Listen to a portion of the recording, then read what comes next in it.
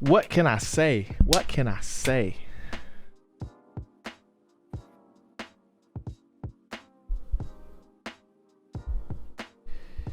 I don't know. That last one was pretty hype. It's hard. It's hard to. I gotta live up to that last episode, bro. Cause that joint, you set the bar high for the intros, man. I gotta. You came in strong. We back. I did. Cause I was just geek, bro. I was geek. I was like, yo, you did it, bro. You did it. Let's see.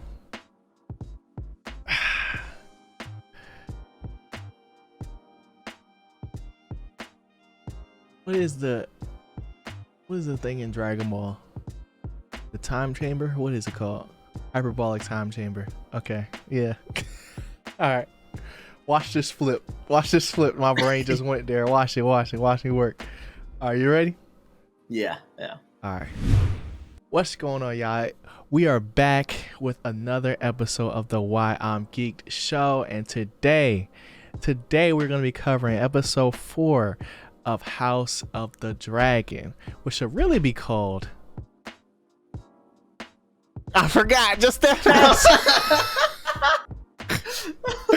The hyperbolic time chamber, bro, because we keep time skipping back to back, man. You know, and that's just, I guess that's just part of this show, man. You know, I don't know a better way to describe it, you know, and it's fitting just seeing, you know, all the different casts that they are already displaying and everything. That's just like, yo, time is just gonna be rolling, bro. So I'm super excited to get into this episode. Chris, how you feeling? I'm feeling good, man. I'm feeling good, relaxing, enjoying the show, and it's just a staple Sunday show. Like, I can't wait every Sunday to pop on House of the Dragon. Yeah, it's really dope. It's really dope, man. I gotta say, it's a lot of questions out there being posed. Is if like, you know, this really a worthy successor or prequel, you know what I'm saying, to Game of Thrones? And I feel like if we was to do a poll, I feel like it would be very much in the favor of like, yo, this joint is still really good. But that's besides the point, man. Let's get into the actual episode. We started things off with, like I said, the time skip. Been like 3 years, you know what I'm saying? Yeah. Alicent then popped out the baby already. Baby is like 2. The name is Aegon, and it's just happening. It's just like time, like it's not even just time, but like the heirs, there's a 3-way race now, and then there also like been a 3-year battle going on, you know what I'm saying, with the Valerians and Daemon, and it's just House of the Dragon, bro. House of the Dragon. So Chris, how are you feeling like going into the whole episode with like just, you know, starting on the battlefield? Because I think that's exactly how it started off. It started off on the crab battlefield. How did that scene, you know, set the tone for you? I mean, it set the tone real good. I was excited just to see dragons again, because yet again, they just got money for these dragons to be on screen shooting fire left and right. Like yeah, we waited so long to see dragons in Game of Thrones, so now it's just like the dragons are in your face, which is great because the show is House of the Dragon. So let me see more dragons as soon as possible. But it was cool seeing the whole battlefield, that whole scene with the "Save me, my king" or whatever, and then just yo, I was like, he asked for it. Is crazy. It's crazy. You just want to see these scenes that in your mind you've seen, you think you've seen before, but now you're really seeing it. But I was just shocked, like you said, we time skipped. Yeah. Like the end of the last episode was what's his name? The crab feeder. Krabby Patty Stealer was looking at the sky, and you're thinking dragons are on their way, and then it starts with dragons, so you're just thinking it's like the next night. Right. And no, we like 2 years later, like 2-year war. This thing is just jumping time. Mm-hmm. Like it's catching up with these characters 2 years later. Like, what are we doing? Are we going to jump 5 years later next episode? It's crazy. Me, especially the way like the characters have like starting to grow too, because you know we're starting to see like certain things like the king starting to age a little bit. We're seeing like the Valerian's son, Corlys's son. I forgot his name, but you know he done turned into a whole man. Like look like he's 25 now, got locks and everything. But yeah, like you said, like we start this off with the crab feeder, and we ended the last episode off with, you know, Daemon basically making a power move, and you know the way that they set things up, if him and Corlys win this battle, that makes his position as like possible heir, like that seat, and it raises it, you know what I'm saying? So going into this, I was like, oh, we finna get it cracking, no pun intended. And you know, after we learned how the battle was actually going, tides started to change a little bit. I was like, they're really losing? Like, he got a whole dragon. They actually got two. We'll get more into that later. But they got a whole dragon, and they can't beat these people from a cave. Like, what's going on here? You know? But after that, you know, we got into the whole Prince's name day, right? And we know how name days go. There's always some malarkey going on when it comes to somebody's birthday. Somebody's going to be having a stink. We don't know who it is until they show us. So seeing that the king not only had a son, but also has this hunt that plays a huge factor in this episode, and symbolism for multiple characters. I was super excited just to see like just this process, you know, trying to get back into, like, I know this is not Game of Thrones, but getting actually into the game, because now we're starting to see the opinions of the people, you know, because we're getting introduced to more characters, and we're also not just having high council meetings where, you know, the king's word is law at all times, but like there's more opinions out there. So, you know, how do you feel about like just the state of affairs right now in the whole race to the throne, I guess? Like, I'm liking that they're showing like the Lannisters, they introduced them, and you get to see like the past houses and stuff like that, because you know some of the houses, and then you're just keeping your eye out for the ones that are like major in Game of Thrones.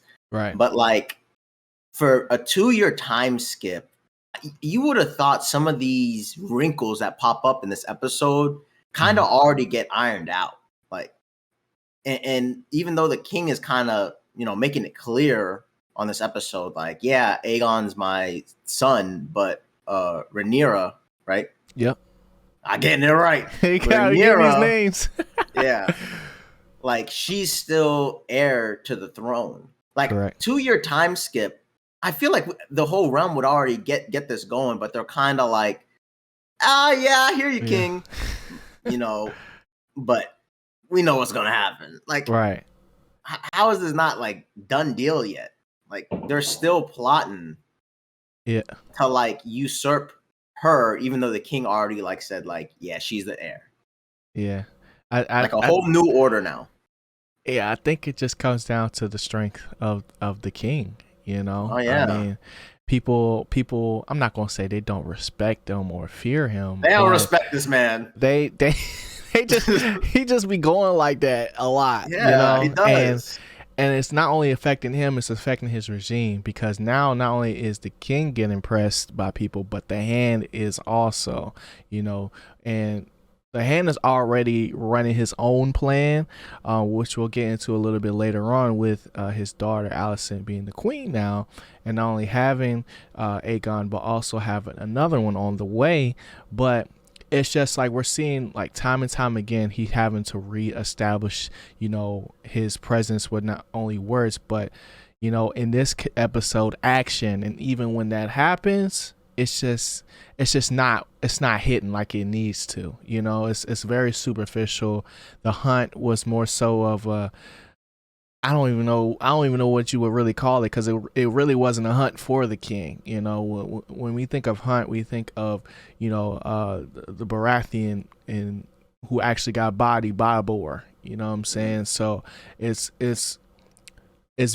giving is giving like, yeah, you the king, but let's be real, like you're not gonna be here much longer. Like It's you're a just weak king type thing. Like everyone right, knows it. Everyone in the realm knows it. And all right, let's move on to the next king type thing. Like, right. Everybody's trying to establish themselves for the you know, future, you know. And as far as like how long he's been king, I mean, he's been king for a pretty long time, considering, you know what I'm saying, everything that's going on. But you know, I really think that the relationships that are building, and then also the kinships that are you know at least being established, are getting a little bit interesting, because we got, you know, like you said earlier, the Lannisters being reintroduced as twins, Jason and Tywin, which is a cool callback to Game of Thrones. It's the first Tywin, I think, at least.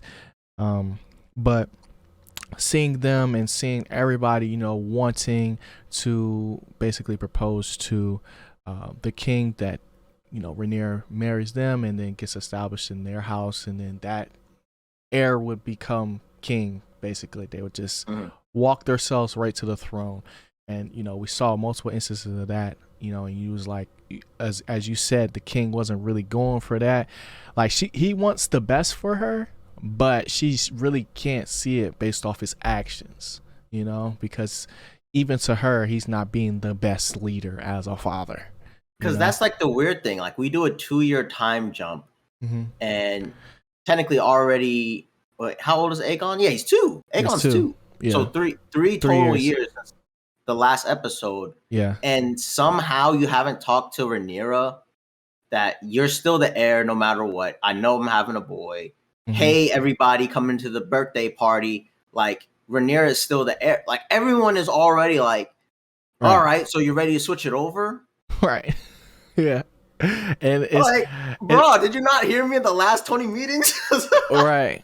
And it holds true to what what was her name, the crownless queen or something like that, Yeah. the auntie, The queen that never was. the queen that never was. Right, it goes back to what she said, you know what I'm saying, that, you know, the realm will never accept a woman as king. So, you know, he could keep saying it all he wants, but, you know, until people really believe him, it's just words at this point. Like, he'll eventually come to our side. Like, he'll understand where we're coming from. It'll be best for the realm.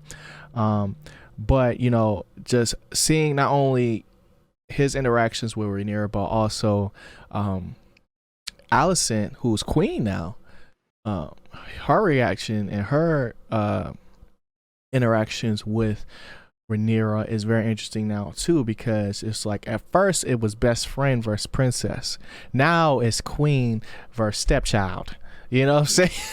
And it's two-time best friend that's doing my dad now.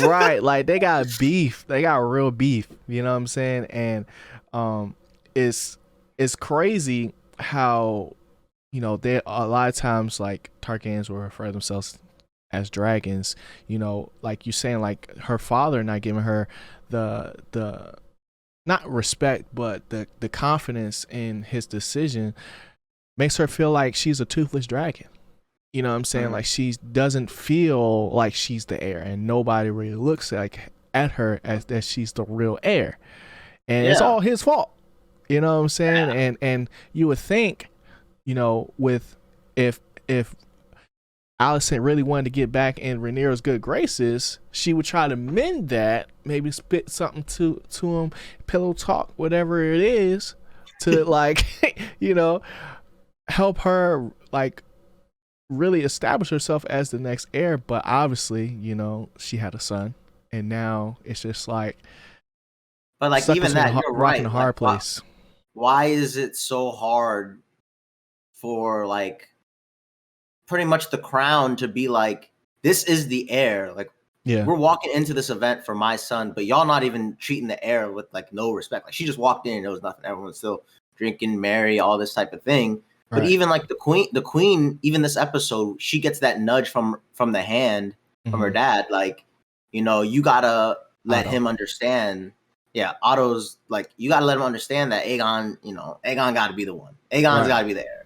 But it's like 3 years have passed, and it's like, now we're seeing this type of plot, like, hey, you got to nudge him in the right way. But it's Yeah. like, wouldn't have y'all have already kind of been in the process of, hey, we got to respect the areas after 1 year? Like, did this fade? Did this? There's got to be some type of procedure that goes into, other than like the little naming day of, like, you know, all the clans or whatever, they come and show their respects.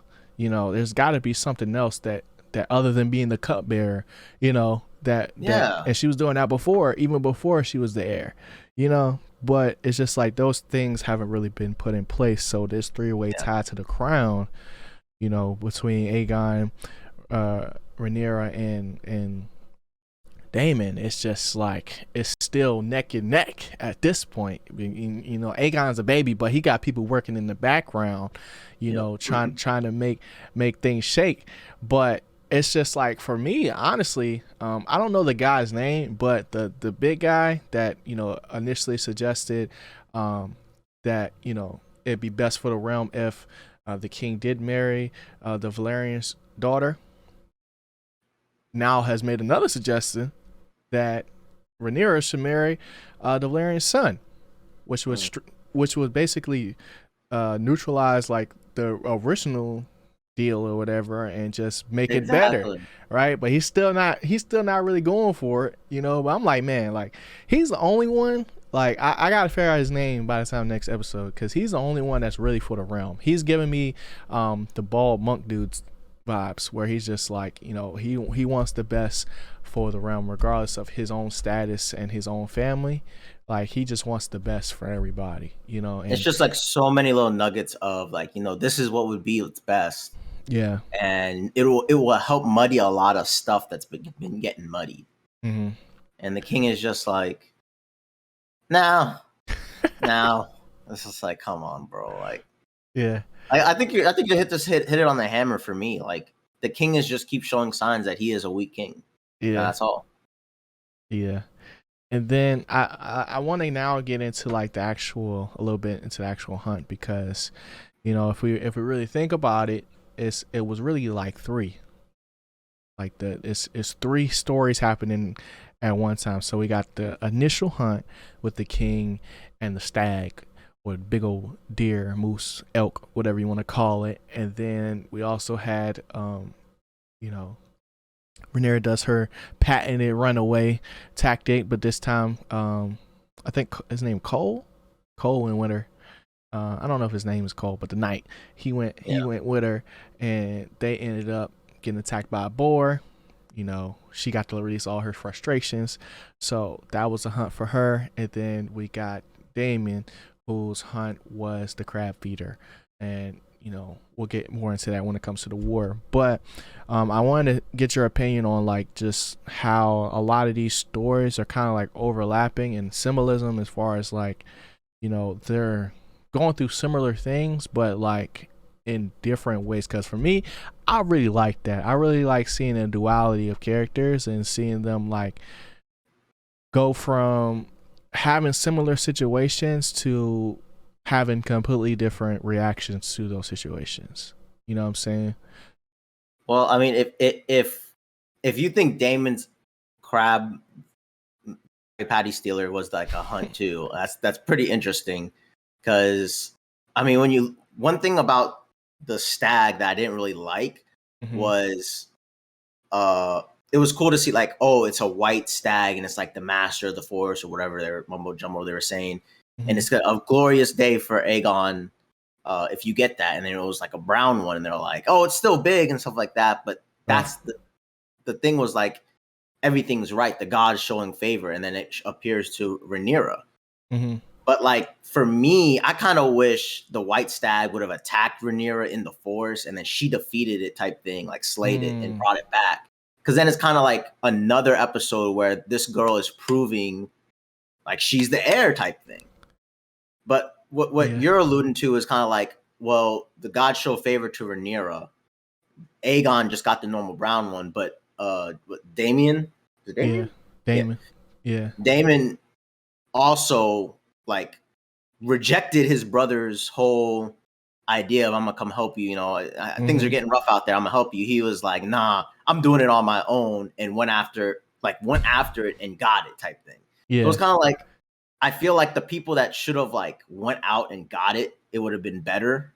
If like Rhaenyra went out and got the white stag, if Daemon went out, got the crab feeder, and then Aegon's was like, oh yeah, we got it, but it wasn't really like you went after it type thing.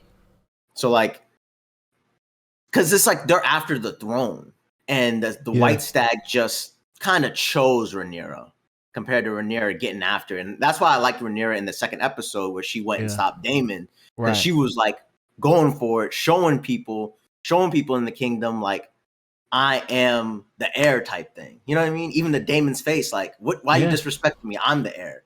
So it's kind of, it would have been better if that scene when she's walking through the camp, even though it's a boar and it was cool. Like if that was the white stag, people would have been like, bro, that's the heir. Yeah, but like, that's the. So I feel like it would have been. I feel like it would have been a lot more far fetched for her to take down the stag and bring it in herself. Like I feel like, as far as like, you know, probably her stature, you know, as far as like just like the boar just looked right. Like it was just like everybody was like, that's where she been. You know what I'm saying? Like she come back bloody. Yeah, she came back bloody. She brought it back in blood. You know what I'm saying? And it's just like, to me, it worked for at least for her. And for the king, it just was like more bad luck. You know what I'm saying? Like a battle. Yeah, exactly. Whereas like with Daemon, it was just like, instead of getting bailed out, you forced a situation that could have went left. You know what I'm saying? Definitely could have went left, but you made out. You know what I'm saying? And proving your throne case. Right. And I feel like that's really what I'm looking for, because they're trying to prove that this should be the heir type thing. Yeah. Yeah. So it was kind of like when the stag like just presented itself to Rhaenyra, I'm like, come on, bro. Like I didn't even need that. Like, but she showed restraint though. You know what I'm saying? Yeah. Because like she could have killed it. Like, or what's the name? Could have killed it, but it was just like she's shown to not only, you know, have this fire inside of her, like when she's fighting the boar, but also whenever she's, and the grace of a queen. Right. Okay. All right. But I guess. Yeah. But also with the stag, like, be able to show like you said, like grace and letting it live, you know what I'm saying? Because it's just like there's no need to kill such a beautiful creature. So it's like showing duality in her character in that sense as well. So to me, that part worked. I feel like the best way to progress now is to start talking about like just this war that's been going on. If you want to call it a war, like in the initial like sequence, I was just like, oh, he going crazy. Like I was like, yo, this is amazing. But when looking back at it, I didn't get a chance to watch the whole episode again, but just thinking about it, I was like, man, it was a 3-year war, won in a day. You know? And I was just like, oh, I feel you there. I feel a little cheated. I feel a little cheated because not only that happened, like they hyped it up, right? And we got this cool sequence with Daemon. You know what I'm saying? He went full Captain America, had 4.2 speed, and came out the victor. But the main portion of it, the crab feeder, happened off screen. So how you feel about that? You know what I'm saying? Because I've been hearing mixed opinions. You know what I'm saying? I mean, Daemon's already my favorite character, and the whole scene was great. Yeah. But the whole time I was kind of just like how you have 2 dragons and you haven't defeated these guys? And I just feel like there should have been more of a reason why you can't beat them, and because we time jumped, right? And the fact that the crab feeder sent out all these people, I'm like, how did you not defeat this dude earlier? That if he's gonna be dumb and just send all his army after one dude, how is this guy stopped? Like, why is he causing so much problems? It doesn't make sense. But it was a dope scene, and I think you're right. Now, I didn't really think about that in the moment, but dang, they left the best part like off scene. Yeah, they left it out, bro. And that kind of hurt me now, bro. But it's like it goes back to like what you talked about before the show even came out, was like they took out a lot more of like the gore and like craziness, because like even before with Rhaenyra, we had the CGI boar that just was just running amok, but like the blood that was splattering didn't look real, and it was just like, okay, I get what's happening, we understand it, we move on. But just not being able to see the killing blow was just like, dang, like we just gonna walk in this cave, only one of us gonna walk out. Like I get that, right? But you build up this crab feeder to be this diabolical mastermind, and we don't see none of that. All we see is this man like twitching his neck. You know what I'm saying? It's like, weird. He didn't speak. So weird. He didn't do nothing. Didn't do nothing. You know? And like people feared this man. You know what I'm saying? Like they was like he was just, it was Crab Beach out there, you know? And it was just one of those things where I was like, man, this could have been better, but it's still early. And it kind of goes back to like, I'm just confused. Why are we rushing so much? Because even if you give him another episode, just one more episode, showing how difficult it is to defeat or showing how he's torturing our men. This dude is a menace. Right. We only saw this man put crabs on one guy. Yeah. The next scene is them stapled to the post type thing. Mm-hmm. Dragons are firing, and you're just thinking like, oh, it's the night of, like the same dude that was on the post. Right. And then all of a sudden we realize this dude's an idiot and just sends out his troops. Yeah. And is like, dragon, come murder them. Like, yeah. There's no way after 2 years, knowing there's dragons in the air, you would send all your troops out to kill Daemon. Not even just the troops, the archers too. The archers didn't have no cover, like, and the archers couldn't hit nothing. They couldn't hit nothing. There was stormtroopers out there. Yeah, they were so stormtrooper-esque that it's like, even if you send 4 people to go beat Daemon up or get the flag or whatever, you could have sat there and just kept shooting arrows at Daemon. Yeah, it's because you already know he's not giving up because he's starting murdering them. Right. Like it's mind-boggling, but the fact that he was just like a side character, I'm kind of like, all right. Yeah. But like you said, they kind of did make him seem like, oh, this is gonna cause a little bit issues in the whole kingdom, and that's why this is a weak king. And it was like, I just wanted a conversation with one of his men, with somebody, to understand like, okay, this man really is smart. He's like, how is he in control of this whole army if, you know, he's a mute? So it's one of those things where I was like, dang, this definitely could have been better. But I want to also talk about like what happened prior to that, which was who came up with the plan. You know what I'm saying? And we got to see how the Valerians get down with, you know, at least like battle strategy, but also just like the different hierarchies in the family. So I thought that was pretty interesting. Seeing just, you know, the level of respect that, you know, Corlys shows to his son, you know, because he's battle trained now. Like he's been out here like Itachi out there in the third war or whatever, like when he was a little kid. But it's just wild to me seeing like just that whole family dynamic in the midst of the whole army. You know what I'm saying? So it's just asking you, like, how did you feel about all of them now kind of like turning on Daemon, like pre the battle and then post the battle? Like, how are you feeling about that family dynamic, viewing the Targaryen, or at least Daemon, at least on their side for like now? Like, how are you viewing them? I view it like I wouldn't say it's warranted, but I feel because the brother, I think he's the brother or cousin, I don't know, but the brother that Corlys got in his face because he was like trying to cause mutiny.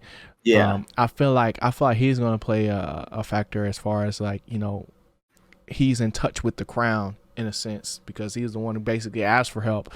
But I feel like if it wasn't for the dragons, they wouldn't want Daemon nowhere near the battlefield because his regard, at least for like life, is just not there for other people, because just be beating people up for no reason, for giving them a message that he didn't like, you know, and that's no way to establish yourself as a leader.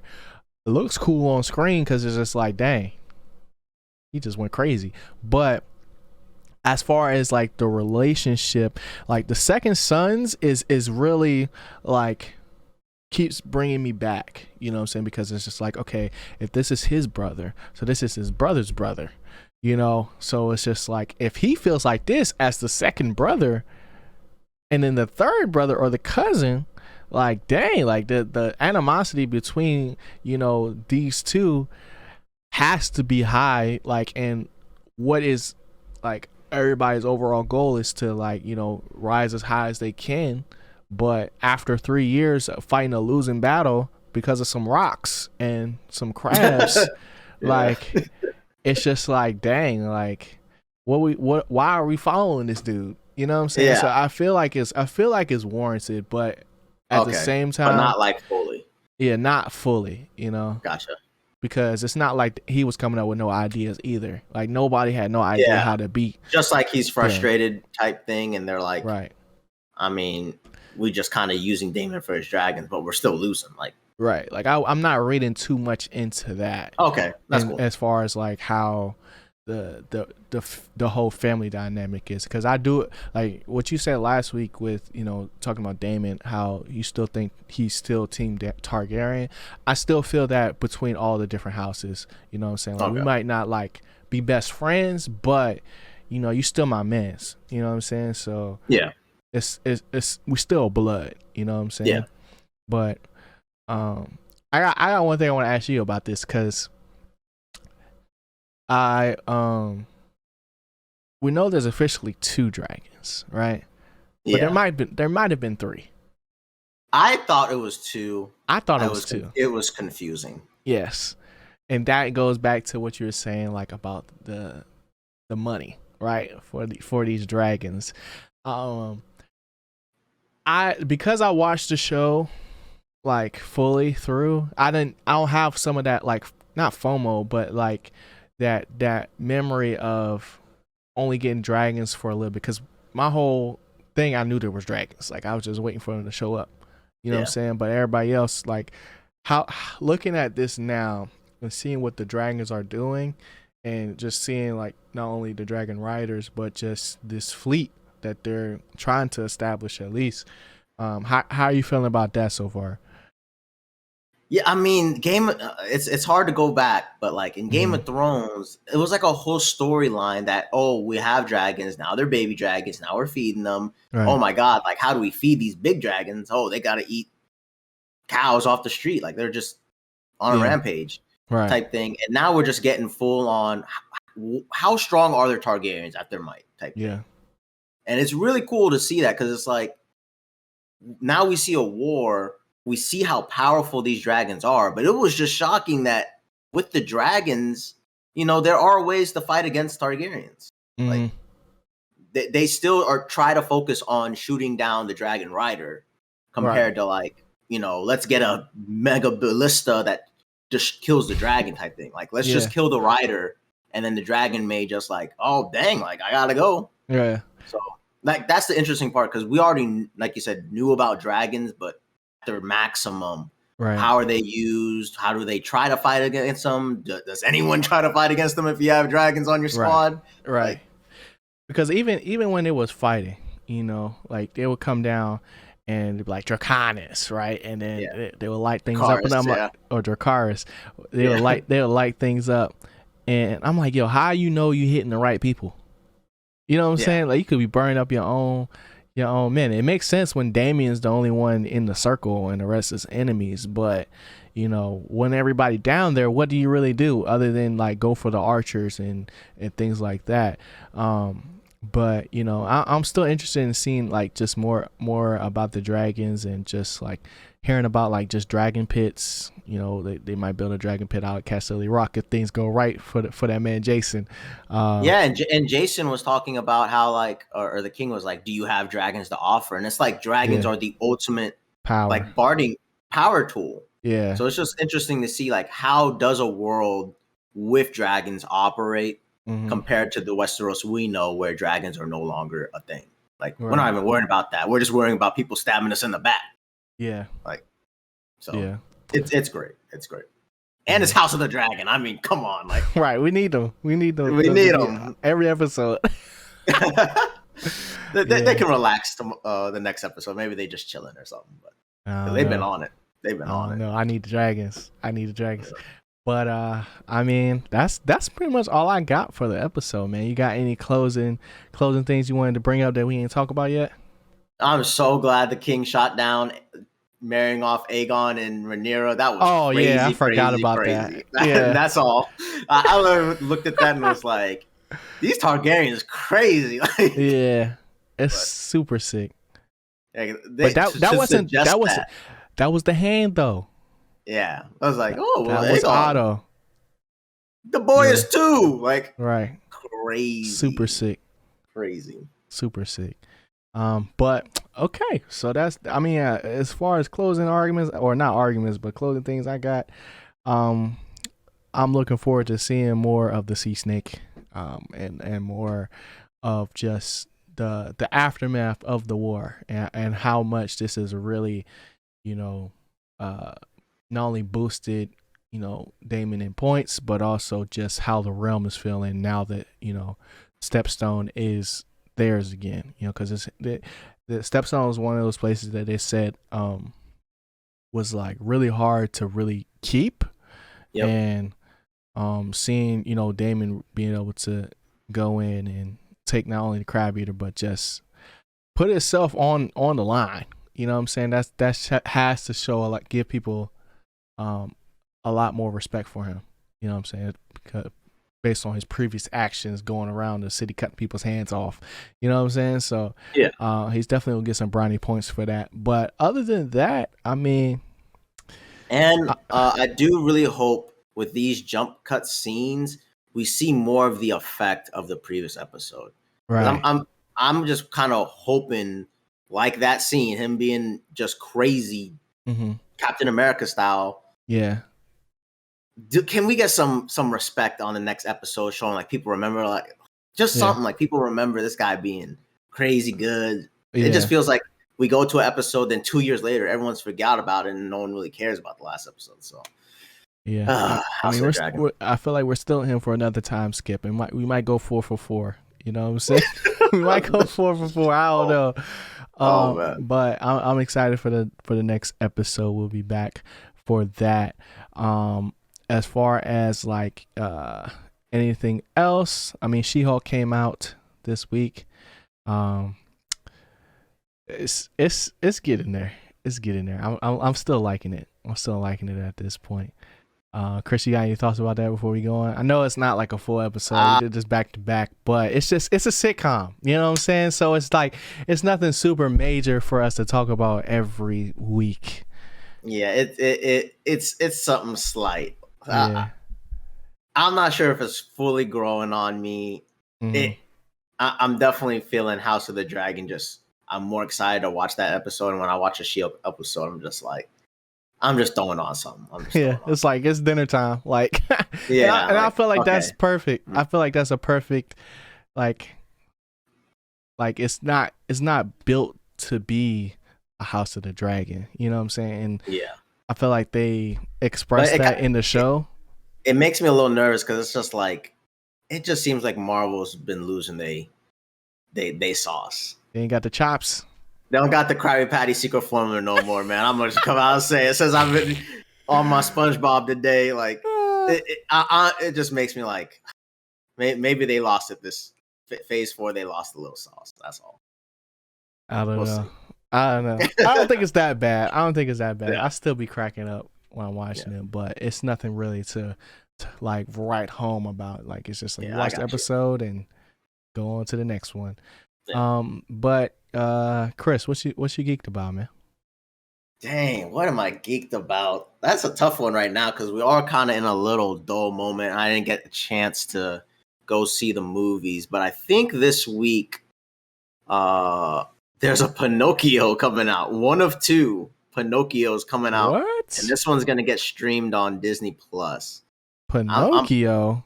Yeah, I'm pretty sure it's like a free one on Disney Plus, and I'm excited to see it. Pinocchio, yeah. And this isn't the Guillermo del Toro one. That one looks way different. This one looks more like a Disney one. Okay. But yeah, I'm excited to see that movie, and I think it's coming out fully on Disney Plus, which is why I'm excited about it, because I be wanting to watch some of these movies, but I would not be going into the theater day one type thing. So yeah, hopefully it's good. Hopefully Disney Plus has more shows that come out or movies that come out for free. right. And yeah, I'm definitely gonna watch that this weekend. Yeah. What you geeked about, G? I'm probably not gonna watch Pinocchio. No Pinocchio. You got to, bro. You got to. Got to keep up with the classics. The classics. Yeah. But I'm geeked. I got a couple things I'm geeked about, man. First things first. You talked about it last week, bro. I'm getting my One Piece update.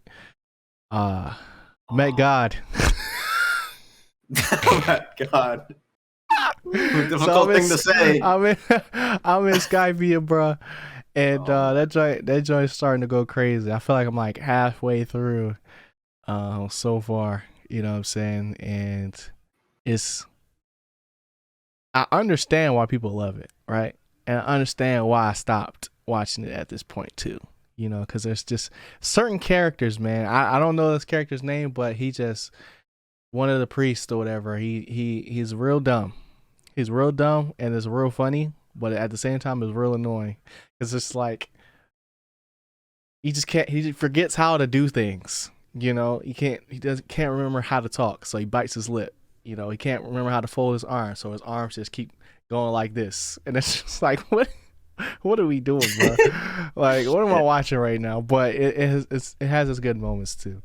It still has you going strong though. I'm gonna keep going because that's all I've really been watching, honestly. Okay, that's good. That's all I've really been watching recently, other than like, you know, House of the Dragon and She-Hulk.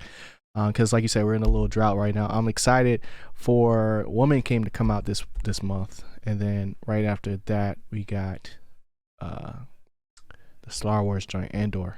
So yeah. So we got some stuff on the way this month, but. Like I said, you know we're in a drought when I'm watching Pinocchio. Pinocchio this weekend. On me. So. But I'm also geeked about I got the opportunity to be on another like podcast over the last few days from the homie Movie Files, man. And it's somebody I've been watching for a long time. And I wasn't on there for super long, but it was just like right after House of Dragons came out, I hopped in his chat or whatever, and then everybody was talking, and he opened the floor up, and it was just like boom. You know what I'm saying? I was just like on there, and we was talking about it. And it was just real cool. It was real cool. You know what I'm saying? So shout out Movie Files. I think it's just Movie Files on everything. But if you look it up on YouTube, you'll be able to find it. And yeah, man. Just that's it. That's all. That's pretty much it, bro. Anything else before we get out of here? We got a lot of clips coming. We backlogged. Got like 3 episodes of clips now. So definitely be looking out on socials. I'm trying to get some TikTok stuff too. Chris, what you want to say? One thing when it comes to us in House of the Dragons, we did not read the books, y'all. Okay. Oh yeah. We don't know what happens exactly. So if you're sitting there like, well, in the books, this is what happened, and this is actually right. No, I'm watching the show. I'm gonna take what the show gives us, and that's what we're going with, and that's all. Yeah, we should have said that first. I didn't even think about that because I wouldn't even think about the book at all. Yeah, Fire and Blood. I think Fire and Blood. Like, that's what it's called. Yeah, I'm just like, come on, y'all. Like, I did not read. Let me live. I did not read 5-6 books of Game of Thrones. Right. I mean, yeah. I can't even. Can't do it. I can't do it. But that's going to do it for us this week, man. Appreciate y'all for tuning in. If you enjoyed this episode, hit that like button, hit the subscribe button if you want to see more videos like this. If you're listening on audio platforms, make sure you hit that follow button so you know the next time we hit your RSS feeds, man. But other than that, we're going to call it a day. Appreciate y'all for tuning in. It's been your boy G, and ChrisyLite, and we'll catch y'all next week. Stay geeked. Later, y'all.